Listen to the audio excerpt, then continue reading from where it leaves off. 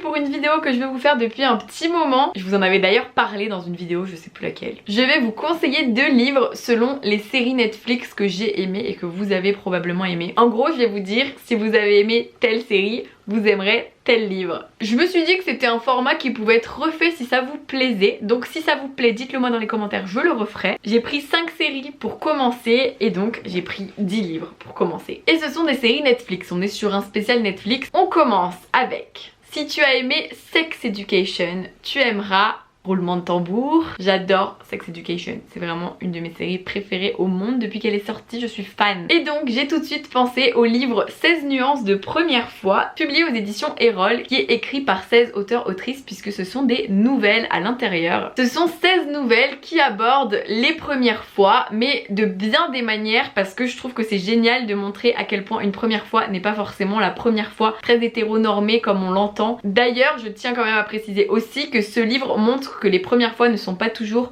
de beaux moments, que ça peut aussi être des moments violents, donc c'est pas un livre qui est forcément que joyeux, même s'il l'est aussi, et j'ai vraiment beaucoup aimé ce format là. Il y a 16 nouvelles, certaines très joyeuses, d'autres moins, mais qui du coup toutes montrent à quel point la sexualité peut prendre bien des formes, et c'est ce que j'ai beaucoup apprécié avec ce livre et qui du coup je trouve résonne énormément avec la série Sex Education qui parle justement de tous ces thèmes là et du thème de première fois. C'est génial. Puis il y a Le Point Sublime de Manucos, publié aux éditions Thierry Magnier dans la collection L'Ardeur. Alors toute la collection L'Ardeur est dédiée à la sexualité pour les adolescents, donc du coup tous les livres peuvent rentrer dans cette catégorie de cette vidéo, mais Le Point Sublime c'est mon gros coup de cœur. On y suit Mina qui a 24 ans et qui adore l'art, le cinéma, et décide de faire un film un petit peu rétrospectif de sa vie, même si dit comme ça c'est un peu flou, mais en fait nous en tant que lecteurs on va redécouvrir la vie de Mina, de sa toute plus tendre enfance jusqu'à ses 24 ans justement, et son rapport à la sexualité depuis, tout ce qu'elle a pu vivre quand elle était jeune, puis ado, puis adulte, puisqu'elle a découvert sa sexualité très tôt, comme beaucoup d'enfants d'ailleurs. Et c'est vraiment un beau livre parce qu'il aborde différentes formes de sexualité. Encore une fois,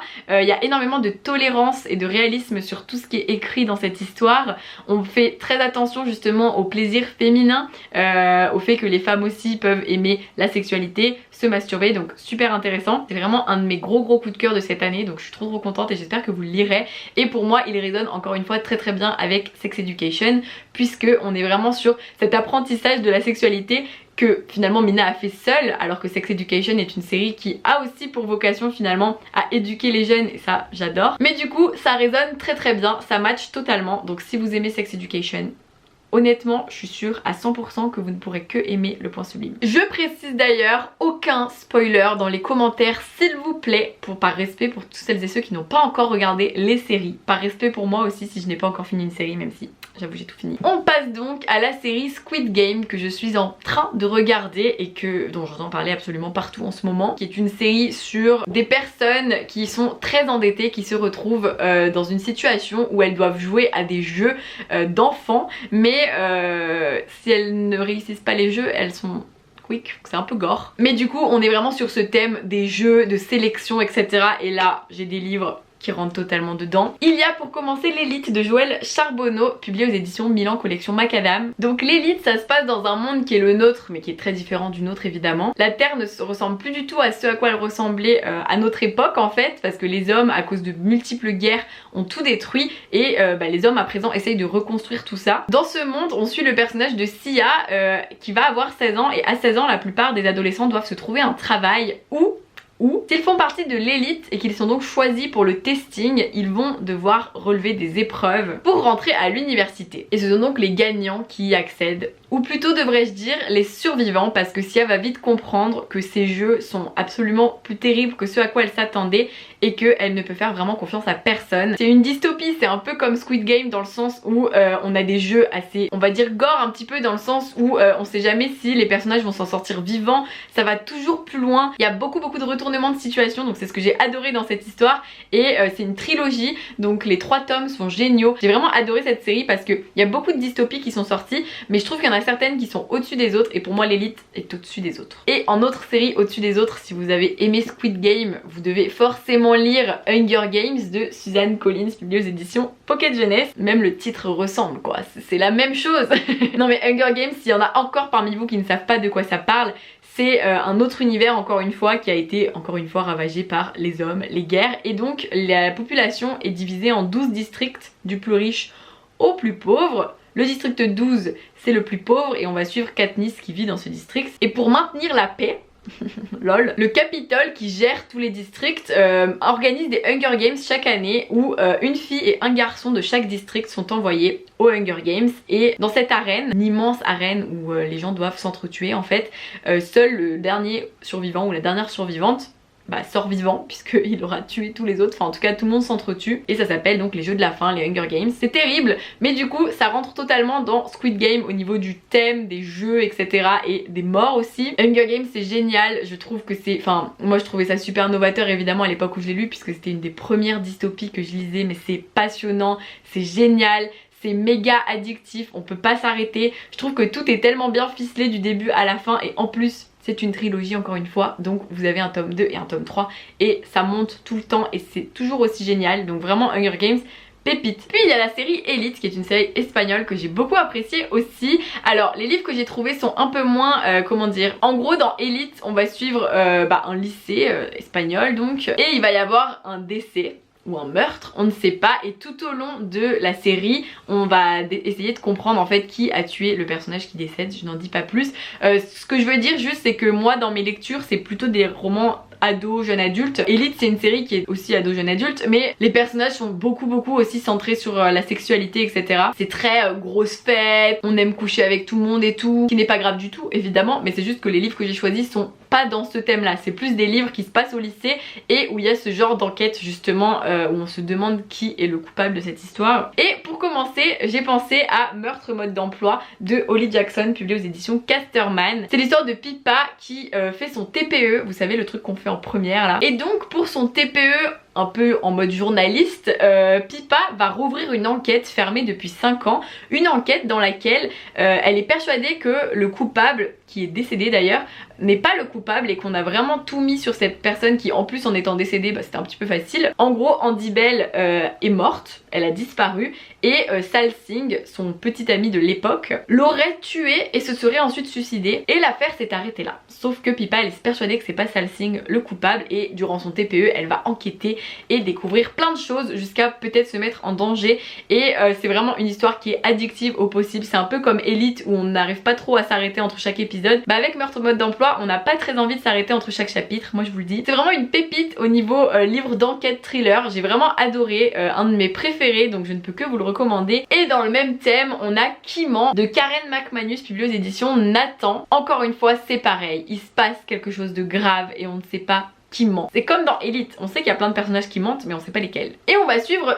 5 personnages, Bronwyn, Cooper, Nate, Addie et Simon, qui sont tous en retenue une après-midi, une retenue qui va durer 1 heure, sauf que ce dernier, Simon, ne sortira jamais vivant de cette heure de colle et donc les 4 autres personnes présentes dans la pièce sont évidemment tout de suite suspectes. Et c'est fascinant parce qu'on va suivre les points de vue de chaque personnage et du coup on sait qu'il y en a forcément un qui ment puisqu'il y en a forcément un qui est coupable, mais chaque personnage est vraiment persuadé de ce qu'il dit et persuadé qu'il n'est pas coupable et ça ouvre plein d'intrigues et de mystères. C'est vraiment encore une fois un livre passionnant et addictif et donc si vous aimez ce type d'histoire où il y a un meurtre, un drame, une enquête, plein de questions, qui m'ont fait pour vous. J'ai pensé à la série 13 Reasons Why que j'avais beaucoup appréciée, qui raconte l'histoire de Anna qui se suicide et qui laisse derrière elle 13 cassettes qui expliquent les 13 raisons pour lesquelles elle s'est suicidée et qui en fait sont des cassettes destinées à des personnes qui l'ont harcelée lorsqu'elle était au lycée.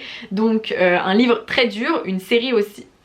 J'ai dit livre parce qu'en fait il y a un livre aussi, mais donc une série très difficile à regarder, je tiens à le préciser. Enfin moi je l'ai trouvé vraiment, il y a vraiment des scènes que j'ai pas pu voir, mais c'est une série que j'ai adorée, surtout les 2 premières saisons. Et du coup je me suis dit que j'avais des livres sur ce thème, le thème du harcèlement ou le thème du suicide. On commence avec Revanche de Kat Clark, publié aux éditions Robert Laffont dans la collection R. C'est l'histoire de Jem, une jeune fille qui est amoureuse de Kai, son meilleur ami depuis toujours. Ça fait très longtemps qu'elle est amoureuse de lui, sauf que Kai il est gay, donc malheureusement finalement il n'y aura rien entre eux de plus qu'une très belle amitié. Et Kai, il va se retrouver avec une vidéo postée de lui sur internet en compagnie d'un autre garçon et il va avoir beaucoup de mal à supporter tout ça et tout le harcèlement qui s'ensuit et il va se suicider. Et Jem, qui évidemment est bouleversée et très énervée, souhaite se venger et elle va donc essayer de se venger de chaque personne qui a pu blesser Kai. Elle veut les faire payer et je trouve que ça résonne totalement avec 13 Reasons Why où on a cette idée de du fait que le harcèlement finalement a mené au suicide, même si bien évidemment il faut aborder tout ça de manière, chaque situation est différente, unique, mais ce livre résonne vraiment avec la série et j'avais vraiment beaucoup aimé cette histoire que j'avais trouvée très intrigante du début à la fin, très touchante aussi parce que même si Kai est décédé, on va avoir sa présence par des lettres. Au final on a un peu cette idée, c'est pas des lettres qui sont comme les cassettes de Anna, mais voilà, on a cette idée où la personne qui est décédée est quand même encore présente et c'est vraiment une histoire qui est assez bouleversante, qui est très surprenante du début à la fin et donc que je vous recommande. Et si vous avez aimé 13 Reasons Why, vous aimerez forcément le livre Hate List de Jennifer Brown publié aux éditions Albin Michel, qui est un roman très difficile aussi. On va suivre le personnage de Valérie qui est effondrée parce qu'en fait elle avait écrit une liste où elle écrivait les noms de toutes les personnes finalement qui étaient odieuse avec elle, qui la harcelait, pas qu'elle souhaitait voir mourir mais finalement qu'elle souhaitait voir disparaître évidemment par énervement. Sauf que Nick, son petit ami, va ouvrir le feu sur chaque personne de la liste et se suicider ensuite. Et Valérie,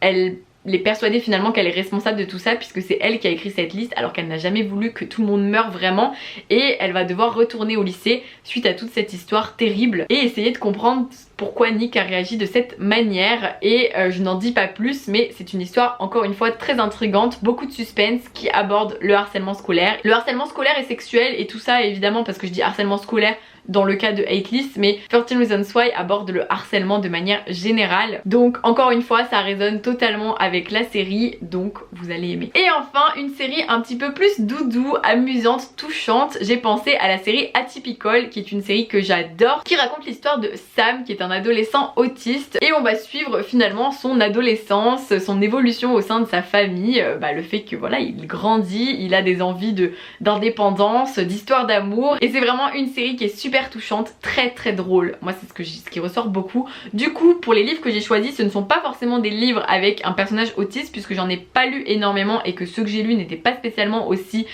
touchants et drôles que Atypical, mais du coup j'ai pris des livres touchants et drôles qui du coup vous feront autant de bien que lorsque vous regardez cette série. Et en premier j'ai pensé à Je suis ton soleil de Marie Pavlenko publié aux éditions Flammarion Jeunesse. Pourquoi le soleil s'en va quand je dis je suis ton soleil? Je suis deg. C'est un livre vraiment solaire, lumineux, qui fait beaucoup rire. On suit l'histoire d'une adolescente qui entre en terminale dont la vie est un petit peu sans dessus dessous. Sa mère a l'air d'aller assez mal psychologiquement. Elle va croiser son père au bras d'une inconnue, donc peut-être que ça justifie, enfin on sait pas. Elle n'est pas dans la classe de sa meilleure amie à la rentrée et elle est dans la classe d'un mec qui est accro au Migales.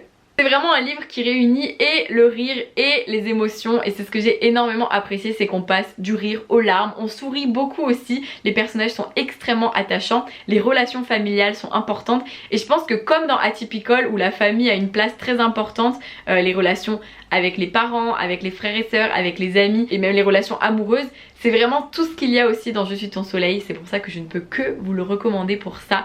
C'est vraiment un mix de toutes les émotions possibles mais surtout c'est beau, c'est doux, c'est génial. Et si tu as aimé Atypical, je suis sûre que tu aimeras Dysfonctionnel de Axel Sand publié aux éditions Sarbacane dans la collection Exprime. Pourquoi dysfonctionnel? Parce que c'est l'histoire de Fifi alias Fidèle qui a une famille vraiment dysfonctionnelle et qui en plus de ça vit dans un quartier finalement qui est assez modeste. C'est un peu la zizanie partout, dans le bar que gèrent ses parents, tout le monde les connaît, elle a beaucoup de frères et sœurs, enfin bref elle a une vie où c'est un peu le bazar et en même temps elle va dans un lycée de riches, du côté des quartiers riches, les beaux quartiers, les gens bien habillés et là-bas elle va rencontrer l'amour, le grand, le vrai et dans toute cette histoire on fluctue finalement entre l'univers familial de Fidèle qui est vraiment totalement loufoque et génial parce que moi j'ai adoré, ça fait beaucoup rire et aussi sa deuxième vie finalement, celle qu'elle représente lorsqu'elle va dans les beaux quartiers, dans son lycée, qu'elle peut ressentir vis-à-vis de tout ça, de vivre avec deux univers totalement différents et surtout sa très belle rencontre amoureuse, je n'en dis pas plus mais une très très belle histoire et d'amour et de famille et d'humour, donc un mix de tout ce qu'il y a dans Atypical, donc vous ne pourrez encore une fois qu'aimer Dysfonctionnel. Et voilà pour cette première vidéo série Netflix livre. J'espère que ça vous a plu, n'hésitez pas à me dire ce que vous avez pensé du format, à me conseiller d'autres séries où vous aimeriez voir quel livre j'y associe. C'était qu'un début, il n'y a que 5 séries, j'en ai vu bien plus dans ma vie, donc si vous avez des suggestions, allez-y. Et j'espère que ça vous a plu, j'attends vos avis avec impatience, vos avis aussi sur ces séries et ces films, sans spoil. Je vous fais plein de bisous, je vous dis à très vite pour une nouvelle vidéo et passez de très belles lectures d'ici là.